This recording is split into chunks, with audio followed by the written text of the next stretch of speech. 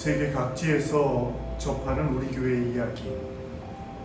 제 안에는 매주 남미 복음 신문이 발행되면 즉시 제 연재 복음자리를 통해 통째로 캡처해서 많은 이들과 함께 새로운 생명력을 불어넣습니다. 브라질 선교교회 한국 가족들, 브라질 선교교회를 거쳐간 교인들, 한국의 부모님과 가족들, 우리 교회와 관련된 목회자들, 브라질의 동료 선교사들, 브라질에서 만난 지인들, 신학대학 동기 모임, 남미 선교지방 동역자들, 아내와 평생 만났던 정동교회 식구들, 우리와 직간접적인 만남을 이어가는 그룹들, 아내의 한국에서 직장이었던 YWCA와 복지관 동료들, 아내나 제 친구들 도로도로 등등입니다. 우리 교회를 거쳐 전 세계에 흩어져 살고 있는 교인들부터 한국의 제 가족들까지 하나하나 따지면 200명도 더 되는 보금자리 친구들에게 일일이 카카오톡이나 메일로 보금자리를 보내고 있습니다.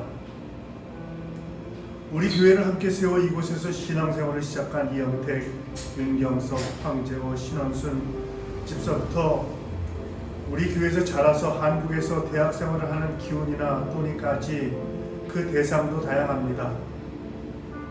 매주 여기서 일어나는 일들을 자연스럽게 기도 제목이 되고 근심거리가 되고 기쁨에 동참하게 되어서 지구촌에서 하나된 교회, 모이는 교회에서 흩어지는 교회로서의 하나님 나라를 체험합니다. 10여 년 전에 여기에 처음 교회를 열 때는 예배 공동체가 없어서 함께 예배 드려 좋다는 생각뿐이었습니다. 한인 커뮤니티가 공단을 중심으로 커가고 거기에 기대어 일확천금을 꿈꾸며 내려온 한인들이 지금도 한인 공동체의 일원으로 여기서 주재원들과 더불어 사업도 하고 식당도 하고 납품하는 공장도 운영합니다. 잘된 분들도 많고 중간에 사업을 접고 상파울루나 한국 또는 다른 나라로 들어간 이들도 있습니다. 그들의 관심은 하나님, 교회, 하나님 나라, 천국, 성도의 교제이기보다는 내 사업, 내 이권, 내 성공도 못지않게 중요했습니다. 우선 주재원들이 떠나면 같이 떠나는 교인들에게서 찾아볼 수 있습니다. 거기다가 유력한 위치에 있는 주재원이 떠나면 그 흔들림은 지각을 변동시킬 지경입니다. 거기에 대한 변명도 여럿입니다. 상파울에 있는 자녀들과 주말을 지내기 위해서라는 이유부터 시작해서 주말 보고 친구들 만남을 위해 주말에는 상파울에 가야 해서 그동안 나왔던 브라질 선교교회에 나올 수 없다는 것입니다. 그러면 저는 그래요. 상파울의 모교회에 잘 나가서 신앙생활을 꼭 하세요 하고 신앙생활을 신신당부하는 것이 고작이었습니다.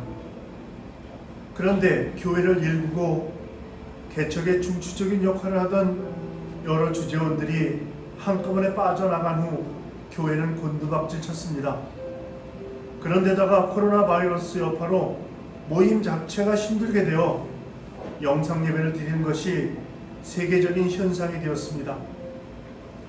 브라질 인구 1억 명이 백신을 맞았다는 정부의 발표는 가뭄의 단비 같습니다. 그동안 브라질에서 직장생활을 하랴, 사회생활하랴, 취미생활하랴, 거기에 신앙생활까지 해야 하는 우리는 코로나 상황에서 우선순위가 바뀌는 것을 확인할 수 있습니다. 코로나 상황이 종료되어도 교회로 돌아오지 못할 교인들이 많아질 것이라고들 합니다. 거기다가 일탈을 꿈꾸며 두 번째 새 교회를 생각하는 이들까지 있다니 걱정이 이만저만이 아닙니다. 그러나 한 가지 분명한 것은 교회는 하나님의 집이고 하나님을 만나러 오는 것이며 구원받는 하나님의 집인 것은 그때나 지금이나 매 한 가지입니다. 담임 목사의 칼럼은 남미 복음신문의 복음자리로, 한국의 기독연합신문에는 강단 여백으로 연재되고 있습니다. 이번 주 교회 소식을 알려드립니다. 성도 여러분, 모두 안녕하십니까? 이제 함께 모여 예배할 때가 가까워지고 있습니다. 한번 살펴보시고 기도하면서 그때를 준비합시다. 건조한 날씨가 계속되고 있습니다. 환경오염으로 인한 이상기후 징조입니다. 하나님이 주신 자연을 잘 보존할 수 있도록 애쓰시길 바랍니다. 우리가 살고 있는 브라질과 피라시카바의 한국공단, 그리고 브라질의 복음화를 위해 현지인들을 섬기고 있는 선교사님들과 선교지를 위해서 기도해 주시길 바랍니다. 이따베비 광명교회 이종원 선교사, 보이투바 선교센터 안면권 선교사, 브라질기아 대책기구 우경호 선교사, 깜비나스 뒷공단 고보익 선교사, 브라질 선교교회 포어예배 담당 목사인 까를로스 등입니다. 수요성 서연고 수요일 2시, 이번 주 수요일은 밖에서입니다. 이번 주간 브라질 선교교회 지체들을 위해서 기도할 제목들, 속히 대면 예배가 드려질 수 있도록 교회 공동체가 하나 될 수 있도록 기도합시다. 피라시카바 한국인들의 영혼 구원과 전도를 위해서, 한국과 브라질에서 공부하는 자녀들을 위해서, 교회 건축을 위해서, 목사 가정의 영주권 갱신의 협조를 부탁합니다. 이상 이번 주 교회 소식이었습니다. 다 같이 이런 교회되게 하소서로 주일 예배를 시작하겠습니다.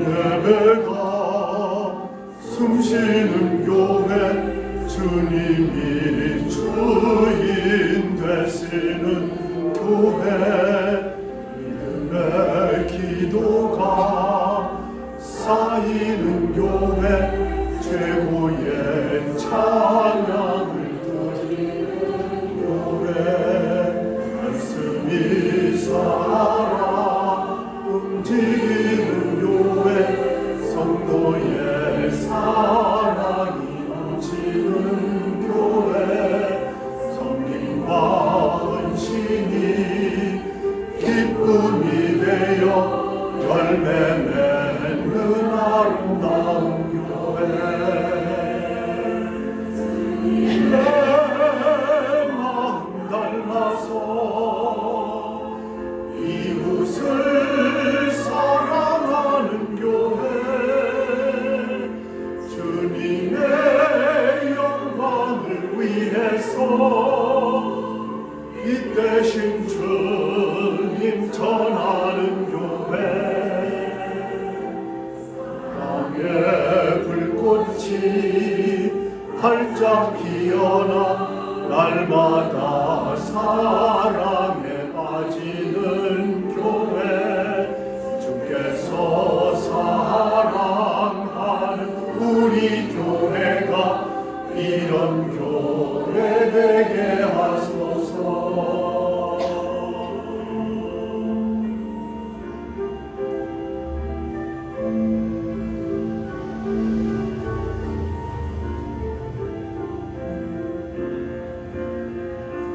주님의 마음 닮아서 이웃을 사랑하는 교회, 주님의 영광을 위해서 이 대신 주님 전하는 교회,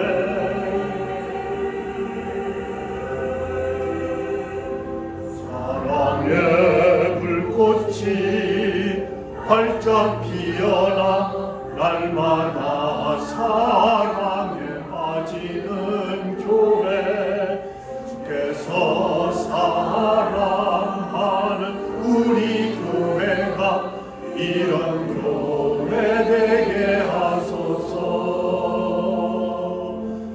주께서 사랑하는 우리 교회가 이런 교회 되게 하소서.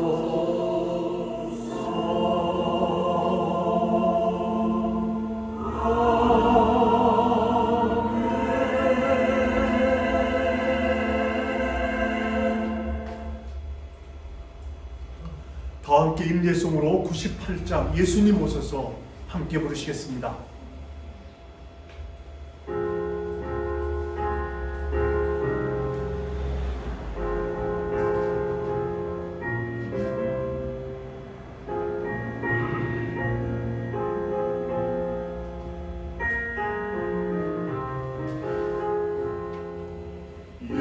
예수님 오소서 임마누엘 우리 주 이곳에 오셔서 기도 들어주소서.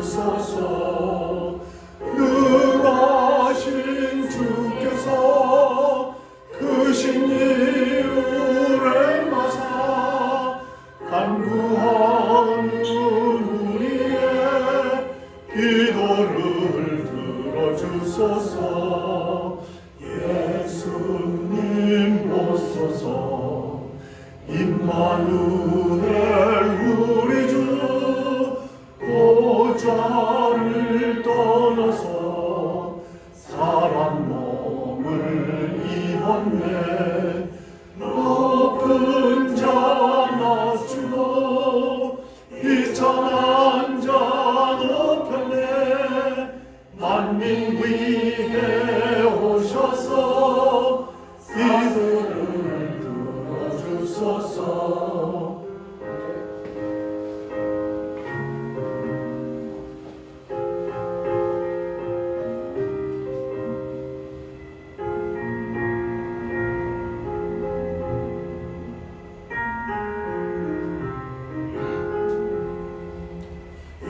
예수님 오소서 임마누엘 우리 주 죄악된 세상에 속죄주러 오셨네.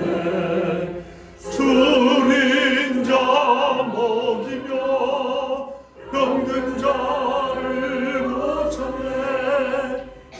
하나님 돌보사 이제 길 가게 하소서.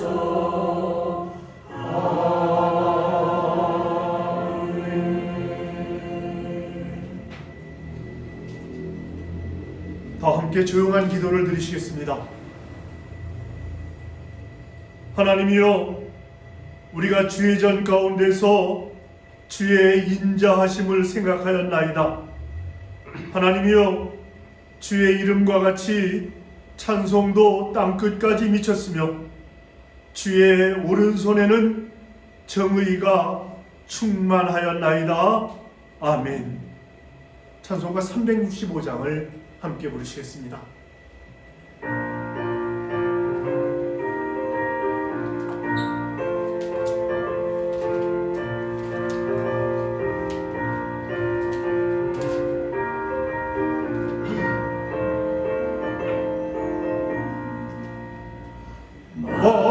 마음속에 근심 있는 사람 주 예수 앞에 다하려라. 슬픈 마음 있을 때라도 주 예수께 하리라. 주 예수 앞에 다하려라. 주 우리의 친구니 무엇이나 근심하지 말고 주 예수께 하리라. 눈물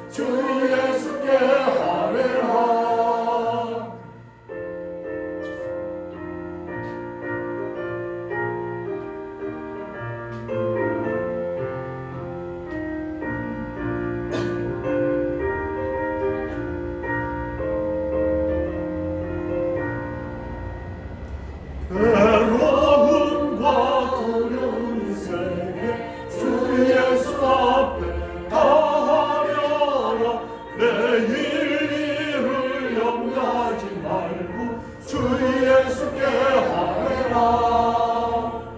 주 예수 앞에 다하려라 주 우리의 친구니 무엇이나 근심하지 말고 주 예수께 아뢰라 죽음 앞에 겁을 내는 자여 주 예수 앞에 다하여라 하늘나라 바라보는 자여 주 예수께 아뢰라 주 예수 앞에 다하여라 주 우리의 친구니 무엇이나 근심하지 말고 주 예수께 아뢰라. 우리다 함께 성시 교독하시겠습니다. 교독문 15번, 시편 27편입니다. 교독문 15번입니다.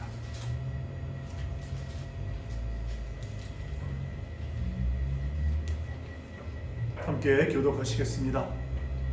여호와는 나의 빛이요 나의 구원이시니 내가 누구를 두려워하리요. 여호와는 내 생명의 능력이시니 내가 그를 무서워하리요. 악인들이 내 살을 먹으려고 내게로 왔으나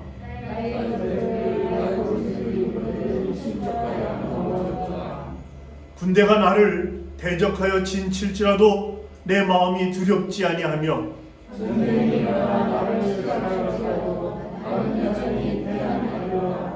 내가 여호와께 바라는 한 가지 일 그것을 구하리니 곧 내가 내 평생에 여호와의 집에 살면서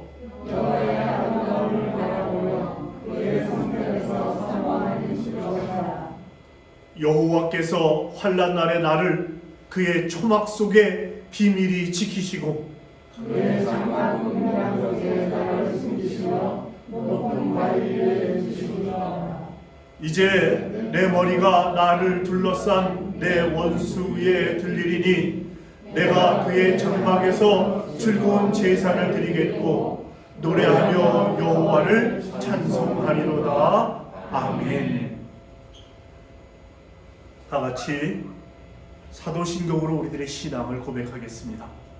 나는 전능하신 아버지 하나님 천지의 창조주를 믿습니다. 나는 그의 유일하신 아들 우리 주 예수 그리스도를 믿습니다.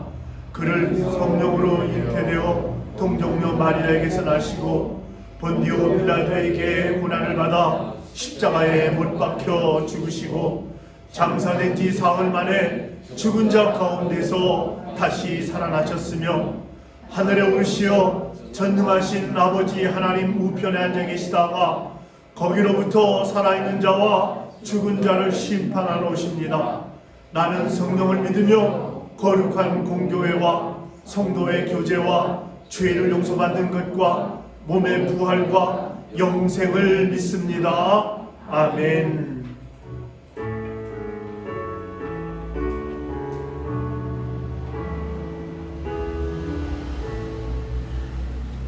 성부 성자와 성령 찬송과 영광 돌려보내세 애초로 지금까지 또 영원 무금토록 성삼위의 영광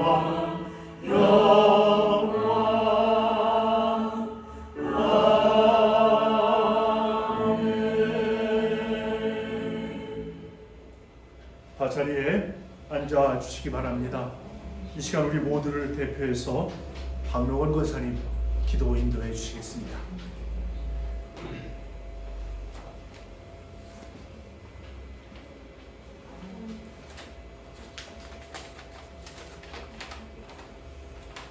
예, 다 같이 기도드리겠습니다.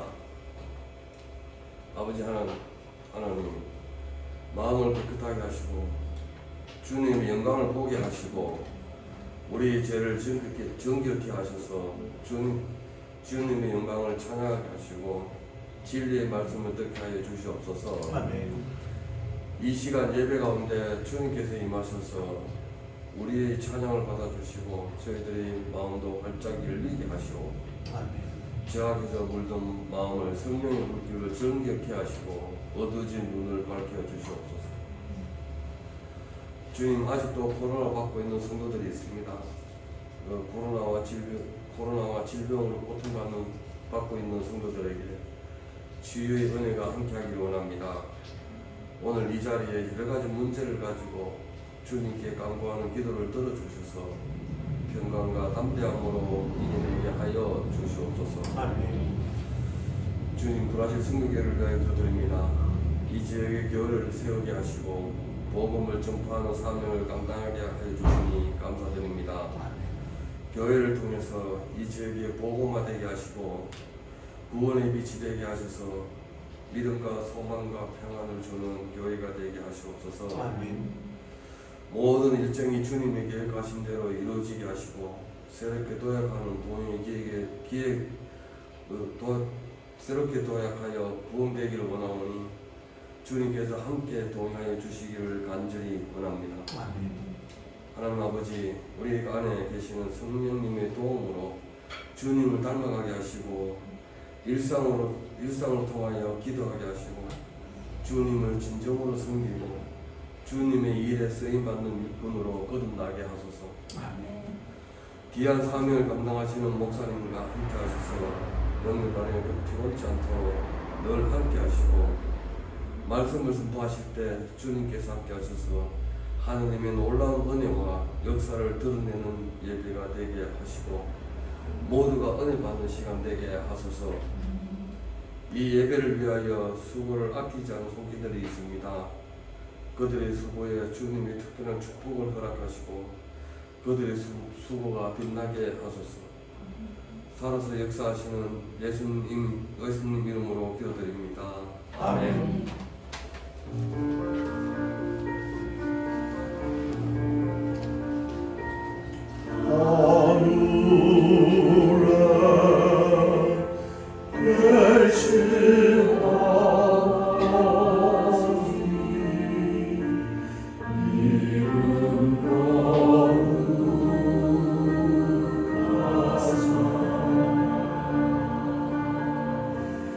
주는 나라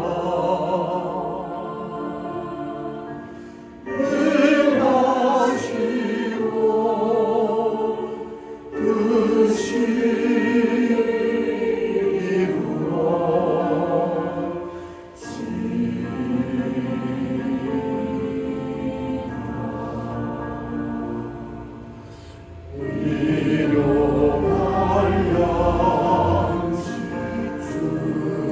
뜻이 우리들의 근죄 용서하시고 또 시험에 들게 마시고 땅에서 구원하소서. 내게 주의 나라 주의 권세 주의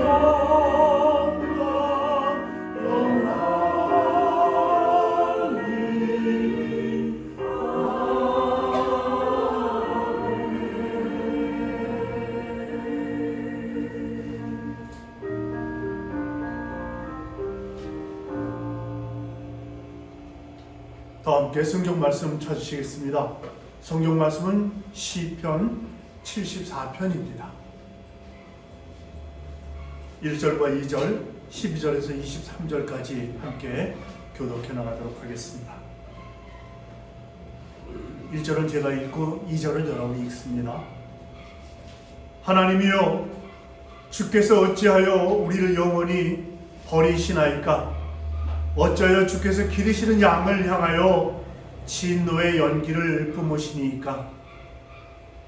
이제부터 드시고 찬양하사 주의 기업에 주사하신 주의 계시를 기억하시며 주께서 계시던 시온산도 생각하소서. 12절로 23절까지 같이 교독하겠습니다. 12절은 제가 읽습니다.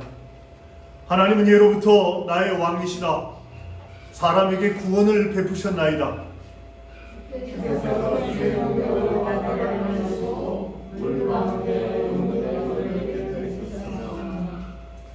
리오야단의 머리를 부수시고 그것을 사막에 사는 자에게 음식물로 주셨으며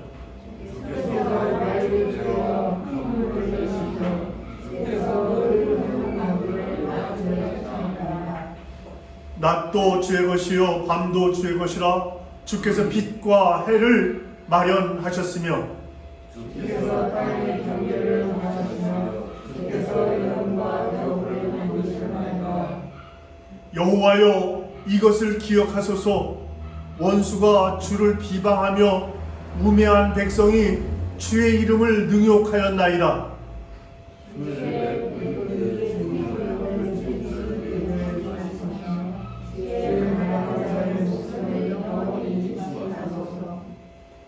그 언약을 눈여겨보소서.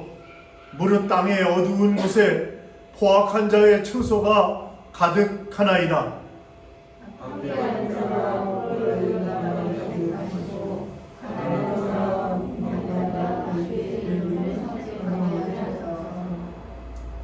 하나님이여, 일어나 주의 원통함을 푸시고 우매한 자가 종일 주를 비방하는 것을 기억하소서.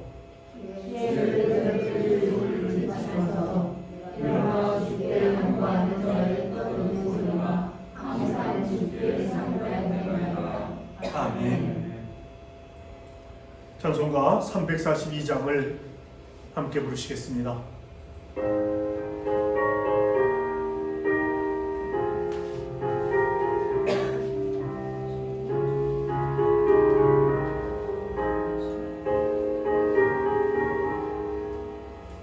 너 시험을 당해 죄 짓지 말고 너 용기를 다해 돈 물리치라.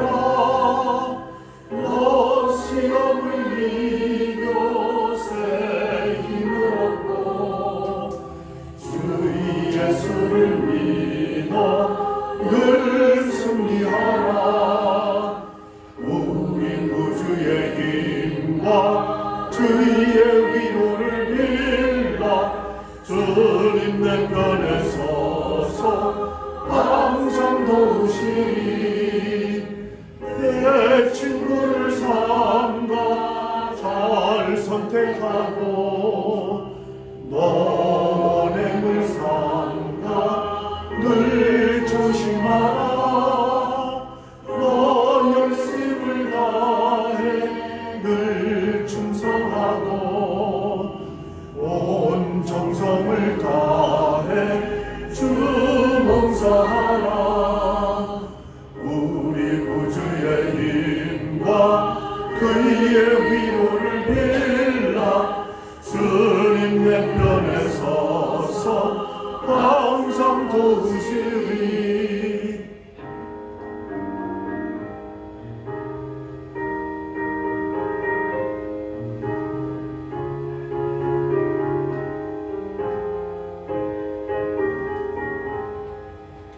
잘 이기는 자는 상 받으리니 넌 낙심치 말고 늘 전진하라.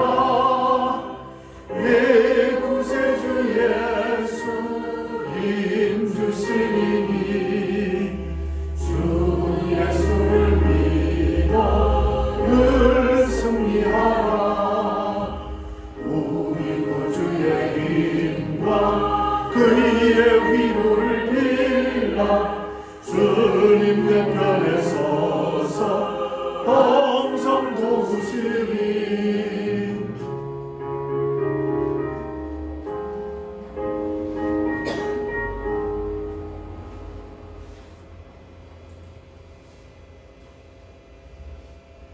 우리들의 삶 가운데 기도의 회복과 기도의 부흥이 있기를 축원합니다.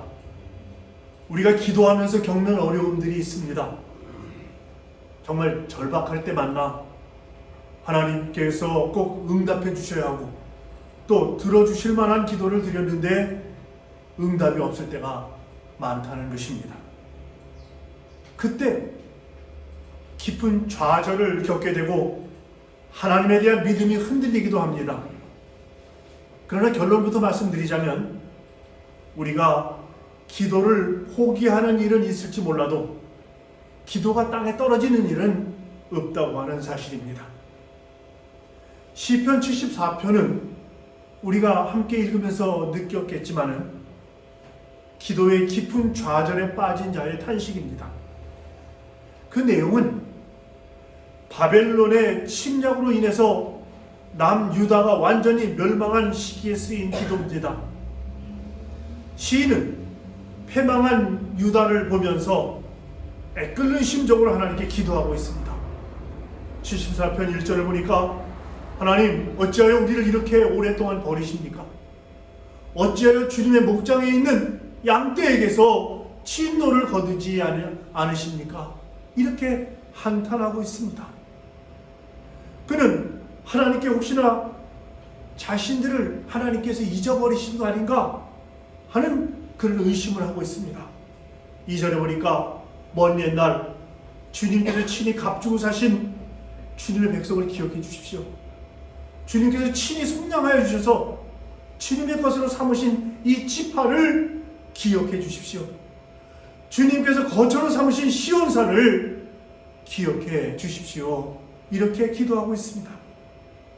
바벨론 군인들이 하나님의 성전을 완전히 무너뜨리고 성소를 더럽히고 성전 한가운데서 승전가를 부르는 모습을 본다는 것은 정말 끔찍한 일이 아닐 수 없습니다. 시편 기자는 3절부터 9절까지 그것들을 조목조목 하나님께 일러 바치고 있습니다. 그러면서 왜 하나님께서 그 악한 자들을 그저 내버려 두시느냐며 안타까워하고 있습니다. 10절은 이렇게 말합니다. 하나님, 우리를 모욕하는 저 대적자들 언제까지 그대로 두시겠습니까? 주님의 이름을 모독하는 저 원수를 언제까지 그대로 두시렵니까? 이렇게 절규합니다. 시편 기자는 성전을 더럽히는 바벨론 군인들을 제발 하나님께서 제발 기억해 달라고 그렇게 부르짖습니다. 18절입니다. 주님, 원수가 주님을 비난하고 어리석은 백성이 주님의 이름을 모욕하였습니다. 이 일을 기억하여 주십시오. 하나님께서 못 보셔서 가만히 계시는 것인지 이 사실을 알기만 하신다면 결코 가만히 계실 분이 아니라고 확신하기 때문에 주님 기억해 주세요. 주님 비난하고 그리고 주님의 이름을 모욕하고 있지 않습니까? 하고 그렇게 간절히 기도합니다. 22절과 23절을 보니까요. 하나님 일어나십시오. 날마다 주님을 모욕하는 어리석은 자들을 버려두지 마십시오. 23절에 보니까 주님의 대적자들의 저 소리를 부디 잊지 마십시오. 이렇게 당부하고 있습니다.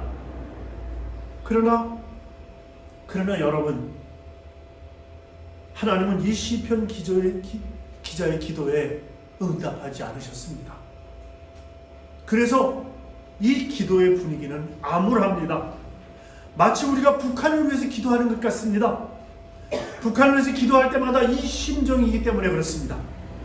한때 동방의 예루살렘이라고 불리우던 평양의 수많은 교회들이 다 무너졌고 그 터에 김일성 부자들의 우상이 서 있습니다. 지난 70년 동안 북한을 회복시켜달라고 얼마나 기도했는지 모릅니다. 그러나 아직도 응답이 없는 겁니다.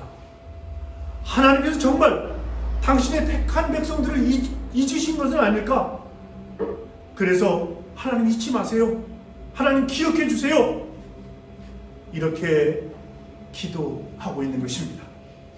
기도를 이처럼 하나님을 기억하게 해드리는 것이라고 이해한 선지자가 또 있었습니다. 이사야입니다. 이사야 62장 6절에 보니까요. 6절과 7절 우리 한 목소리 읽어보실까요? 시작. 예루살렘이여, 내가 너의 성벽 위에 파수꾼을 세우고 그들로 하여금 주야로 계속 잠잠하지 않게 하였느니라. 너희 여호와로 기억하시게 하는 자들아, 너희는 쉬지 말며 또 여호와께서 예루살렘을 세워 세상에서 찬송을 받게 하시기까지 그로 쉬지 못하시게 하라. 그렇습니다. 그러나 형편이 얼마나 답답합니까? 워낙 답답했으면 이런 표현을 쓰는 것이지, 하나님께서 머리가 나쁘셔서 잊으시는 일이 있겠습니까? 그럴 수는 없는 거 우리도 잘 알지 않습니까? 이 시편 기자의 기도는 결국 응답받았습니다. 바벨론이 결국 멸망했습니다. 그리고 포로로 끌려갔던 이스라엘 백성들은 다시 돌아왔고 다시 성전을 짓고 성벽을 재건했습니다. 그렇지만 이 시편 기자의 입장에서 보면 응답받지 못한 기도일 수도 있는 거 아니겠습니까? 이 시편 기자가 이런 시편을 쓰고 70년을 더 살지를 못했기 때문에 그렇습니다. 목이 터져라 부르짖고 기도하던 자신이 살아있을 때는 이 일이 이루어지지 않았기 때문에 그렇습니다. 이 응답은 포로로 끌려간 지 70년 뒤에 이루어졌습니다. 바벨론에서 돌아온 이들은 바벨론의 포로로 잡혀갔던 그 사람들이 아니었습니다. 바벨론에서 태어난 이민 3세들이었다는 말씀입니다. 이처럼 죽고 난 다음에야 이루어지는 기도라면 기도할 의욕을 상실할 수 있을지도 모르겠습니다. 그러나 아닙니다. 여전히 매우 중요합니다.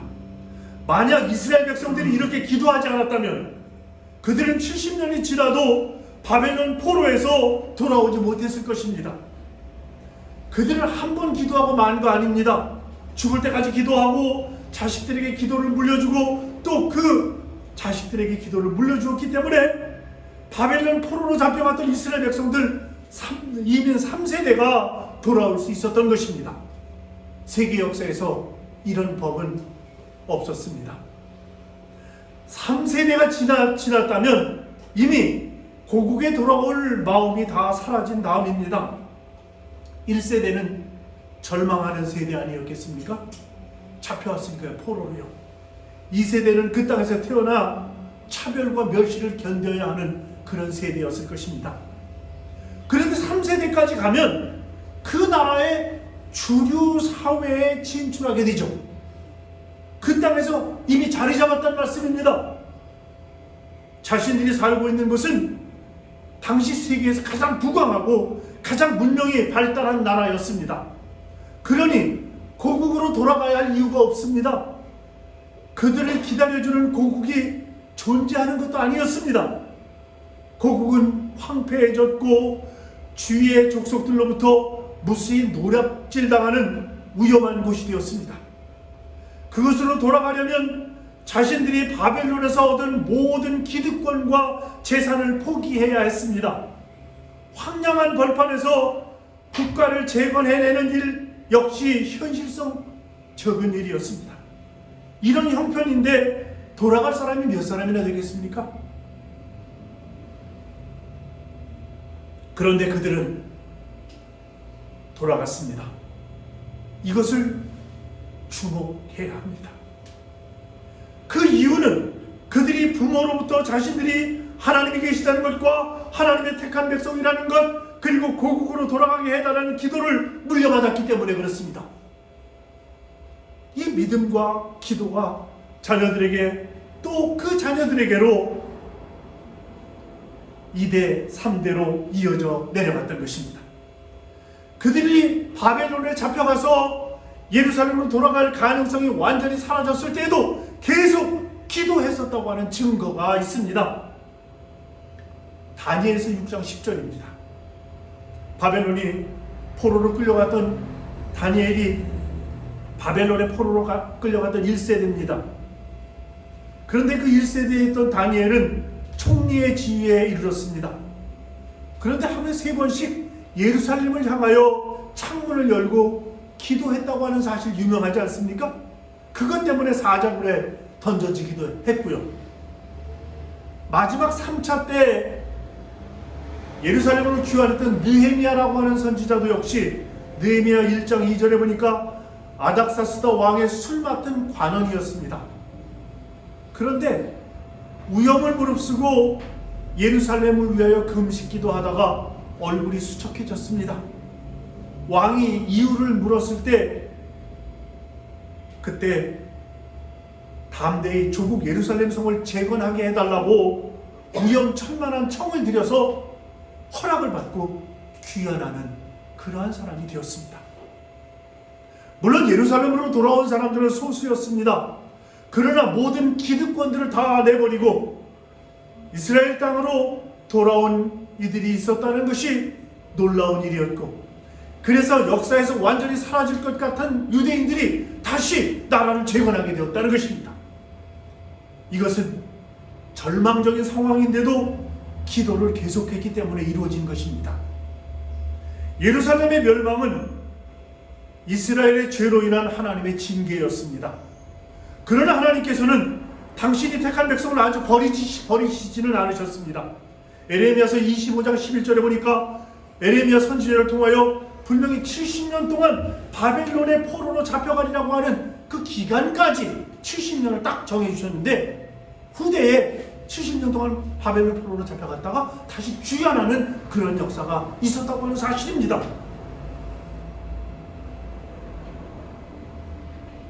그러므로 절망적인 상황인데 터져나오는 기도, 아무런 응답이 없는 것 같은데 계속되는 기도를 답답하게만 생각하지 말아야 한다는 것입니다. 결국 하나님께서 그 기도를 통해서 하나님의 약속을 이루실 거라고 하는 그 사실을 우리가 외워두고 신앙으로, 믿음으로, 확신으로 받아들여야 된다는 것입니다. 정말 이사야 선지자가 하나님이 기억하시도록 해라, 하나님으로 쉬지 못하시게 하라고 외칠만 했던 것입니다. 그러므로 북한을 위해서, 우리 민족을 위해서, 한국 교회를 위해서 기도를 쉬지 않으면 안 되겠습니다. 뿐만 아니라 떠나간 사람들을 위한 기도도 마찬가지입니다. 기도를 쉬지 않는 그런 성도들이 되셔야 되겠다 하는 말씀입니다. 사실 기도는 하나님이 기억하시도록 하는 것이 아니라 우리로 하여금 기억하게 하는 것일 수도 있습니다. 기억은 우리가 해야 하는 것입니다. 육신이 고통당하는 것보다 더 큰 고통이 믿음이 흔들리는 것입니다. 하나님께서 정말 우리를 회복시켜 주실까? 원수를 갚아 주실까? 이렇게 믿음이 무너질 때 그때가 끝인 것입니다. 그러므로 절망의 때, 아무리 기도해도 답답하기만 할 때 우리가 해야 할 일이 있습니다. 그것은 바른 믿음의 고백을 하는 것입니다. 하나님이 어떤 분인지 기억하는 것입니다. 하나님께서 행하신 일을 기억하는 것입니다. 하나님의 약속을 기억하는 것, 이것이 우리가 해야 할 일입니다. 시편 74편을 읽어보면 실제로 시편 기자는 하나님에 대한 신앙 고백을 하고 있음을 보게 됩니다. 12절로 17절까지 있는 말씀 화면을 보시면서 우리 다 같이 천천히 한 목소리로 읽어가시면서 그들이 실제로 어떤 고백을 했는지 한번 생각하며 한 목소리로 읽겠습니다. 시작. 하나님은 일적부터 나의 왕이시며 이 땅에서 구원을 이루시는 분이십니다. 주님께서는 주님의 능력으로 바다를 가르시고 물에 있는 탄인들의 머리를 깨뜨려 부수셨으며 리오야단의 머리를 짚부수셔서 사막에 사는 짐승들에게 먹이로 주셨으며 샘을 터뜨리셔서 개울을 만드시는가 하면 유유히 흐르는 강을 메마르게 하셨습니다. 낮도 주님의 것이요 밤도 주님의 것입니다. 주님께서 달과 해를 제자리에 두셨습니다. 주님께서 땅의 모든 경계를 정하시고 여름과 겨울도 만드셨습니다. 그렇습니다. 지금 이스라엘은 나라가 망하고 성전이 무너졌고 사람들은 포로로 끌려가서 다시 회복할 가능이 아주 전혀 사라졌을 정도였습니다. 그런데도 그는 하나님의 은혜와 능력을 고백하고 있습니다. 바로 그런 태도가 중요하다는 말씀입니다. 그들은 자신만 이것을 고백한 것이 아니라 자녀들의 가슴에 대를 이어가며 심어주었습니다. 그래서 하나님은 역사하실 수 있었고 그들은 돌아올 수 있었던 것입니다. 한 믿음 좋은 어머니가 있었습니다. 한평생 집, 교회, 논밭 그것이 전부였습니다. 그 목사님의 가정은 가정사가 복잡해서 어머니의 삶은 너무나도 고난이 많았습니다. 그렇게 힘들게 일하다가 먹는 것은 빈약한데 일은 세니까 폐병이 찾아왔습니다.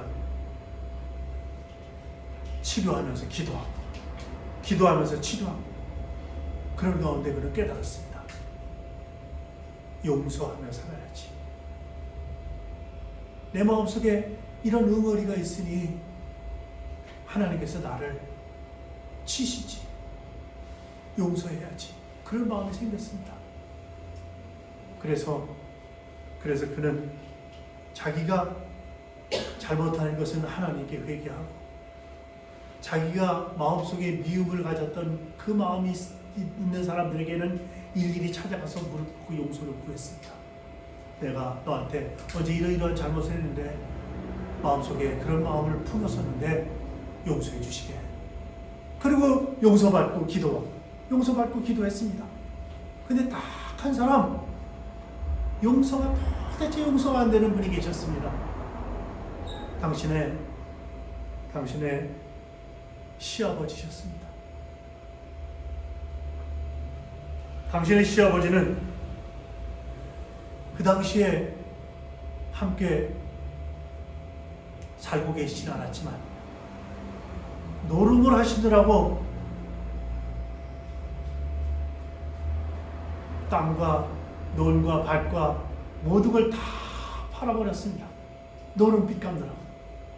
겨울에 한동안 노름하면 그게 땀니까 일치?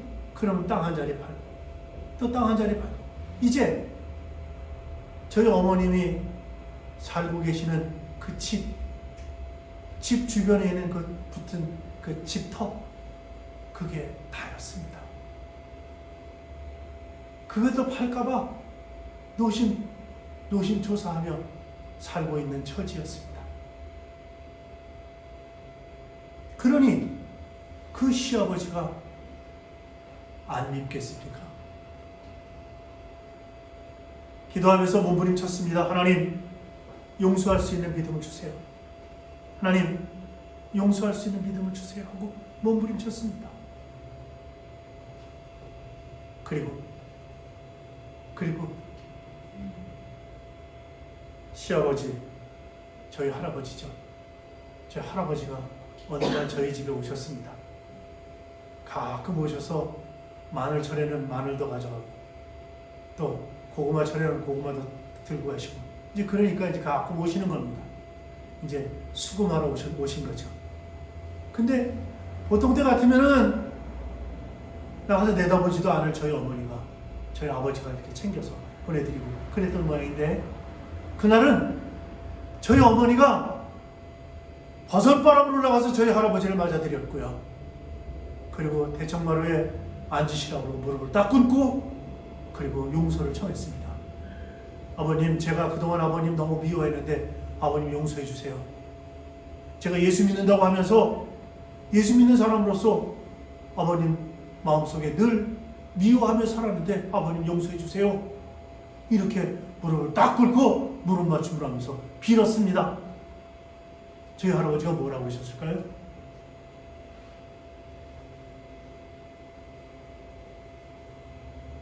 결국은요, 그 할아버지께서 저희 집으로 들어오셔서 한 석 달 인종을 저희 어머니가 지키셨고, 그리고 저희 할아버지는 그 일이 있은 다음에 나가서 우리 찬성 어머니 아이고 사람이 달라졌어, 예수 믿더니 사람이 달라졌어, 이렇게 소문을 내고 다니셨답니다. 아마 저희 동네 사람들도 다 저희 어머니가 저희 할아버지를 미워할 수밖에 없다고 하는 그런 사실을 알고 있었겠죠. 그런데 저희 어머니께서, 저희 할아버지가 저희 어머니를 선전하고 다니기 시작했습니다. 그리고 저희 할아버지는 결국 예수를 영접하고 세상을 떠나셨습니다.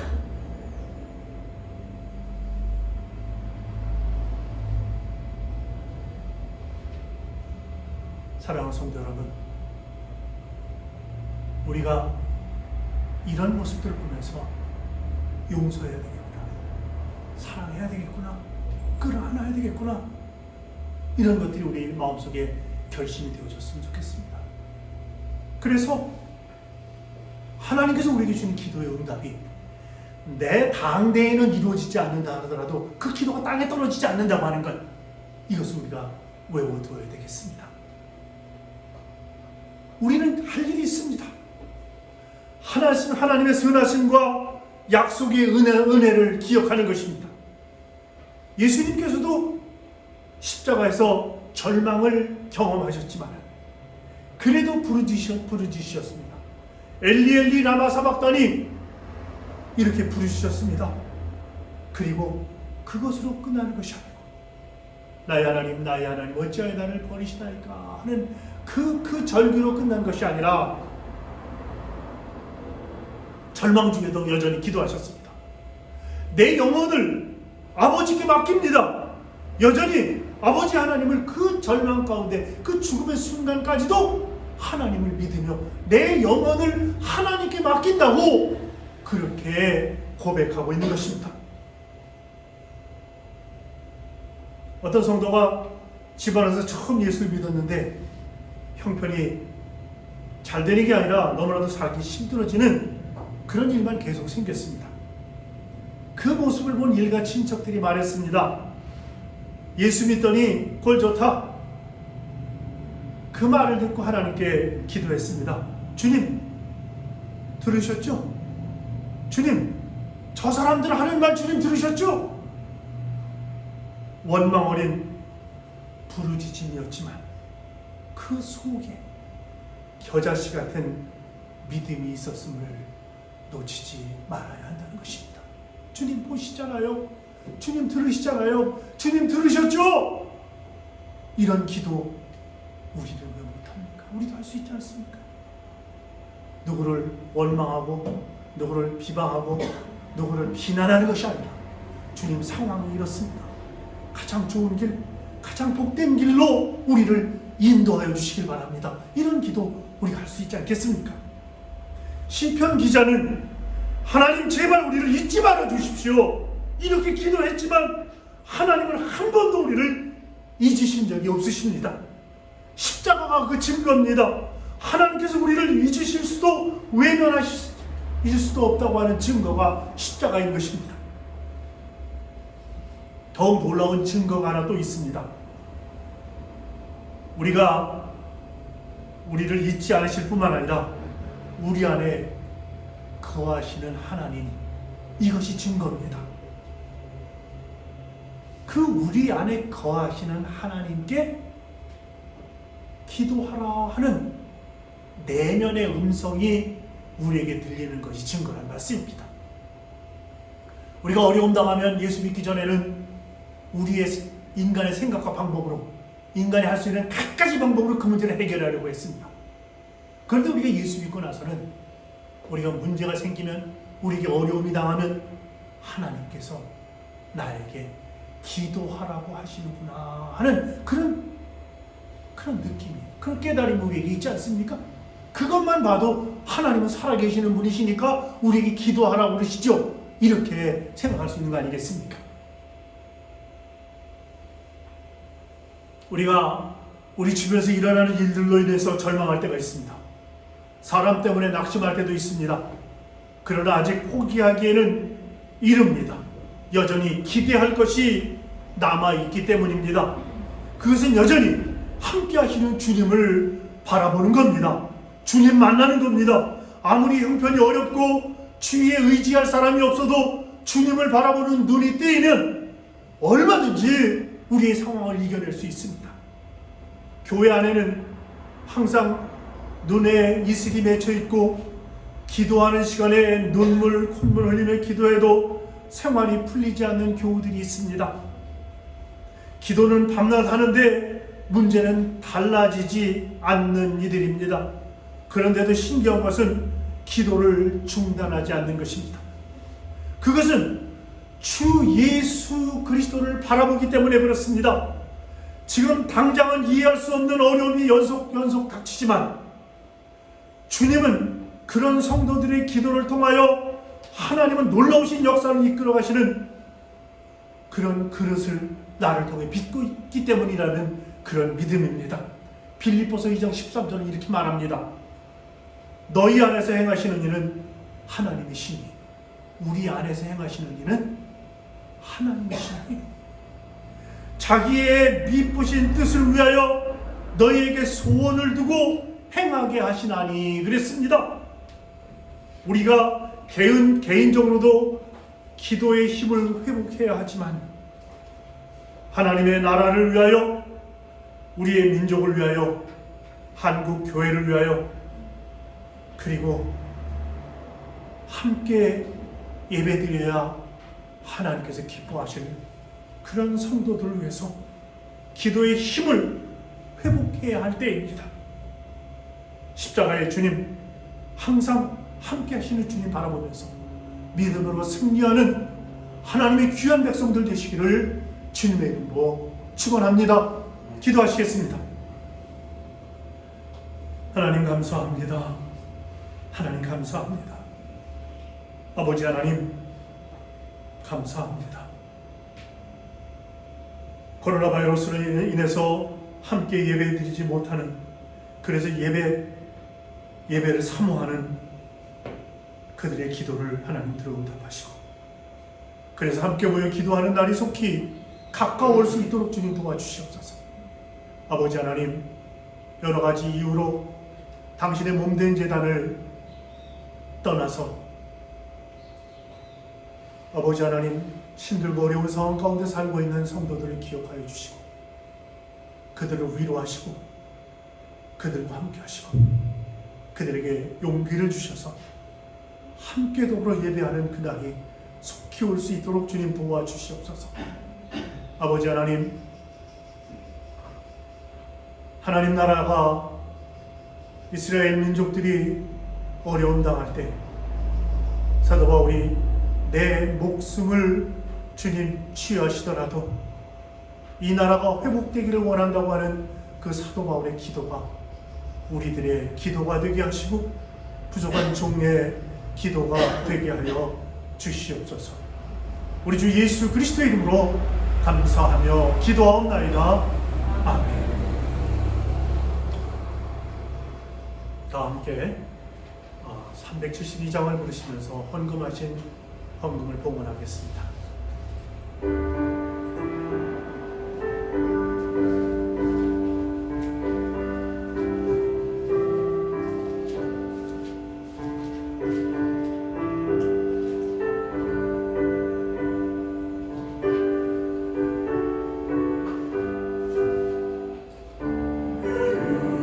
나의 괴로움 알며 나의 슬픔 알까 주밖에 누가 알아주랴 영광 할렐루야 자주 넘어집니다 주여 자주 주여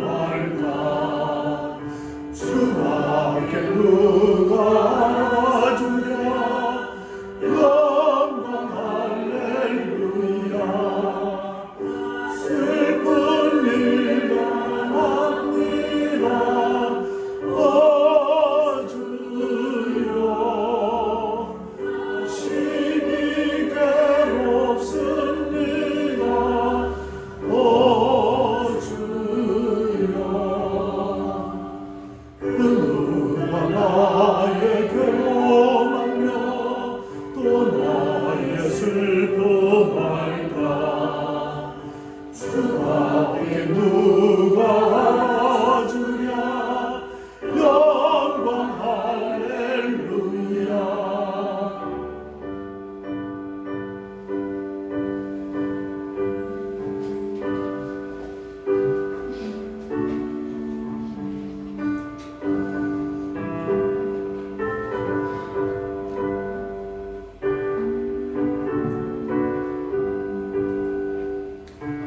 누가 나의 구원하려 또 나의 슬픔 알까. 주밖에 누가 주랴 영광 할렐루야. 나기 유혹합니다 오 주여. 승리하게 하소서 오 주여. 그가 나의 괴로움며 또 나의 슬픔 알까. 주밖에 누가 주랴 영광 할렐루야.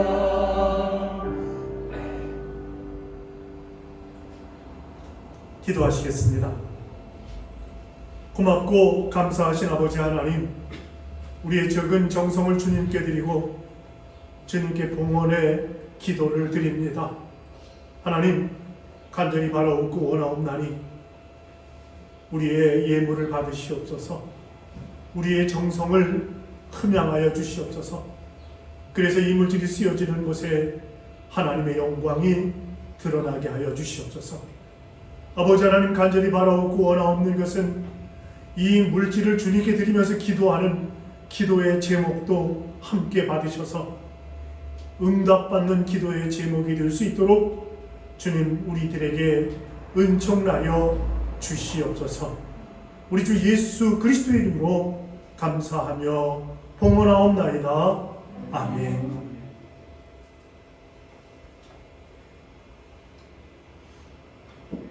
찬송가 461장 3절과 4절을 함께 부르시겠습니다.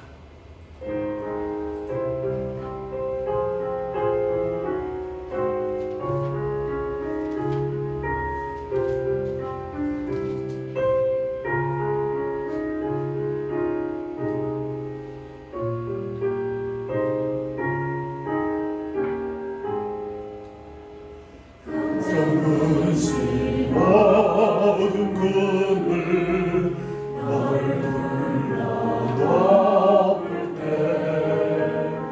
주께 내 영 맡기겠나. 최후 승리 믿으며 우리의 신령 주의 것이니 주님의 형상 만드소서. 주인 따라 살아갈 동안 사랑과 충성 늘 바치오리라. 이런 일 다 할 수 있나. 주가 물어보실 때 용감한 자 바울처럼 선뜻 대답하리라.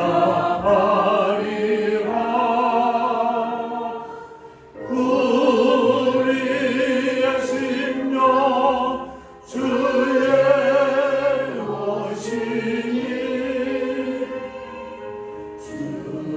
주님의 형상 만드소서.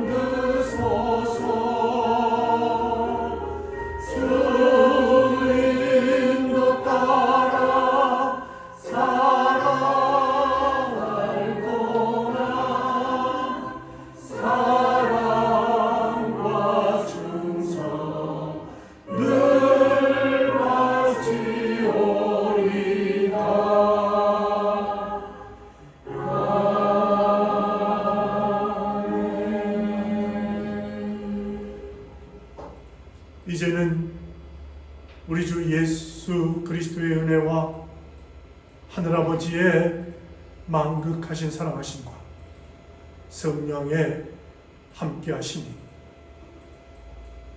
이제로부터 영원까지 함께하셨기를 간절히 축원하옵나이다. 아멘.